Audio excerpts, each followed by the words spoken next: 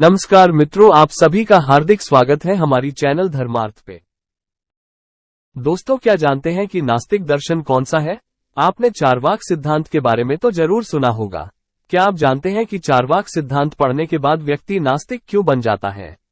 हम आपको पुराणों में वर्णित एक कथा बतलाते हैं जिससे ये पता चलता है कि को पढ़ने पर नास्तिक क्यों बन जाते हैं सभी।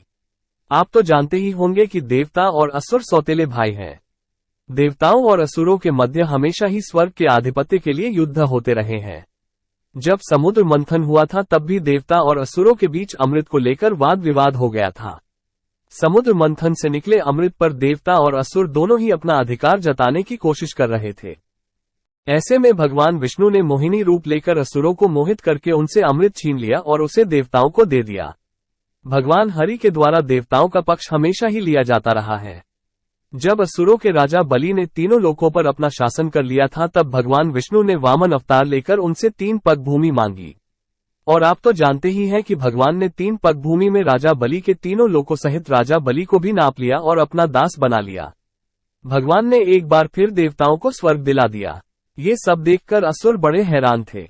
वे भगवान विष्णु से ईर्ष्या तो करते थे लेकिन साथ ही यह भी जानते थे कि जीत उसी की होती है जिसके साथ विष्णु होते हैं। असुरों ने सोचा कि वे भगवान विष्णु को प्रसन्न करने के लिए बुरे कर्मों को त्याग देंगे। असुरों ने सोचा कि वे उनके दुश्मन देवता हमेशा ही धर्म का आचरण करते हैं और कोई भी बुरे कर्म नहीं करते, जिस कारण भगवान विष्णु उनकी सहायता के लिए तत्पर रहते हैं। अगर हम लोग भी बुरे कर्म छोड़कर अच्छे कर्म करना शुरू कर दें तो फिर हमारे में और देवताओं में क्या अंतर रह जाएगा और फिर भगवान विष्णु हमारी भी मदद करेंगे। इस तरह का विचार करके असुरों ने सारे बुरे कर्म त्याग दिए और वे भी अच्छे कर्म जैसे कि यज्ञ, दान, तपस्या इत्यादि करने लगे। वहीं जहां देवताओं में इस बात का घमंड होता था कि वे सबसे श्रेष्ठ हैं, उन्हीं के पास ज्ञान है और रही सबसे ज्यादा पुण्य करने वाले हैं, वहीं असुरों में इस बात की दीनता रहती थी कि वो कितने बुरे कर्म करते रहे हैं और अभी हाल में जाकर ही तो सुधरे हैं। लोग असुरों का सम्मान करने लगे और कई बार तो देवताओं से ज्यादा भी असुरों का सम्मान होते हुए देखा जाने लगा। ये सब देखकर देवताओं को अपने भविष्य की चिंता सताने लगी और वे सब एकत्रित होकर भगवान विष्णु के पास गए। उन्होंने भगवान विष्णु से कहा कि असुरों का कुछ करना पड़ेगा क्योंकि वो अब धर्म का काम करने लगे हैं। भगवान ने कहा कि इसमें बुराई ही क्या है। जो असुर पृथ्वी पर ऋषि मुनियों को और स्वर्ग में देवताओं को चैन से जीने नहीं देते थे, वो अब खुद ही ऋषि मुनियों और देवताओं का कार्य करने लगे हैं। इससे भला और क्या हो सकता है। देवताओं ने कहा कि उनसे श्रेष्ठ और भले ही कोई हो जाए, लेकिन जब उनके शत्रुओं का सम्मान उनसे अधिक होता है तो उन्हें बड़ा कष्ट होता है। भगवान विष्णु ने एक माया पुरुष की रचना की जिनको चारवाक के नाम से जाना गया। भगवान विष्णु ने कहा कि ठीक है, फिर मैं तुम्हारे लिए कुछ करता हूँ। भगवान विष्णु ने एक माया पुरुष की रचना की और उसे धरती पर जन्म लेने के लिए भेजा। माया पुरुष चारवाक नाम से जाना गया।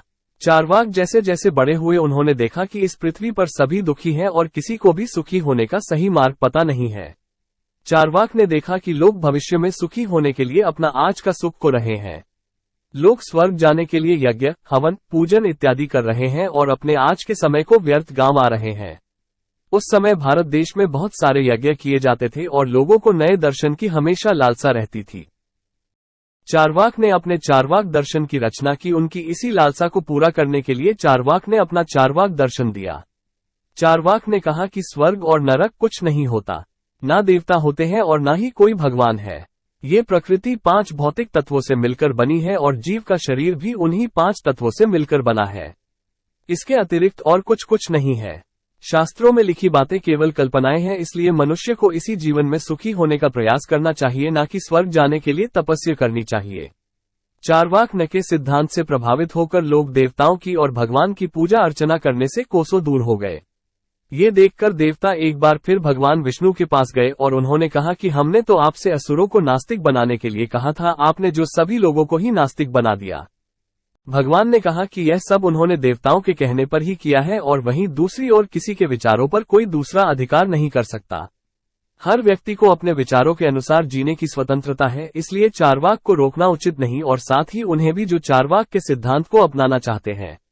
अगर चारवाक के पास अपने कोई विचार हैं तो उन्हें उन विचारों को जाहिर करने से कोई नहीं रोक सकता, इसीलिए देवता निश्चिंत रहें।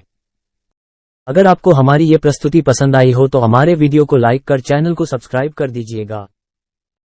अगर हमसे ये वीडियो में कोई भी भूल या गलती हुई हो तो हम आपसे क्षमा मांग रहे, कृपया हमें क्षमा कर दीजिएगा।